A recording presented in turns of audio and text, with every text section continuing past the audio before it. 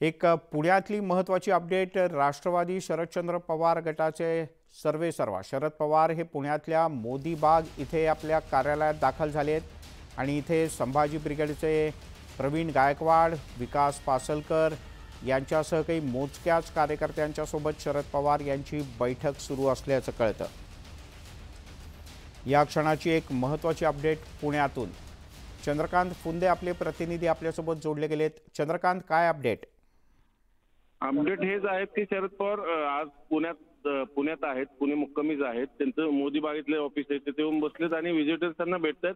प्रवीण गायकवाड जे माड्याच्या जागेसाठी मध्यस्थी करतात, किंबहुना त्यांनी इच्छा व्यक्त केलेली की जर मोहिते पाटील लढणार नसेल तर मग मला ती जागा द्या, मी लढायला तयार आहे। ते आता पवार साहेबांना भेटून गेलेले आहेत। आणि दुसरे विकास पासलकर, विकास लवांडे हे इतर जे काय त्यांच्या वैयक्तिक भेटीसाठी गेलेले आहेत। पण दुसरी एक माहिती अशी आहे की रावेरला जी उमेदवारी घोषित झालेली श्रीराम पाटील यांची, त्याच्यावरनं प्रचंड नाराजी आहे पक्षामध्ये। कारण ते 3 पक्ष फिरून आलेले आहेत गेल्या वर्षभरात, भाजप असेल, अजितदादा गट असेल, त्यांना कशी काय उमेदवारी दिली यावरनं जळगावमधनं प्रचंड फोन येत आहेत। त्यामुळे ती उमेदवारी बदलावी असा एक आरोप होतोय।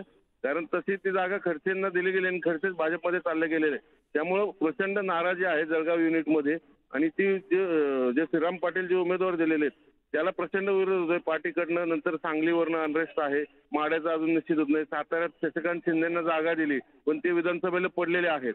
त्यामुळं या सगळ्या गोष्टींवर आता पुढे काय करतं, यादी जरी जयंत पाटलांनी तिकडून जाहीर केली असली तरी त्याचे बाकीचे काही अंतिम काही बदल होतात का, हे आजच्या याच्या बैठकीवरून कदाचित निश्चित होऊ शकतं।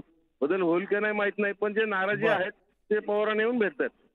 ठीक आहे, तुर्तास धन्यवाद या माहितीबद्दल।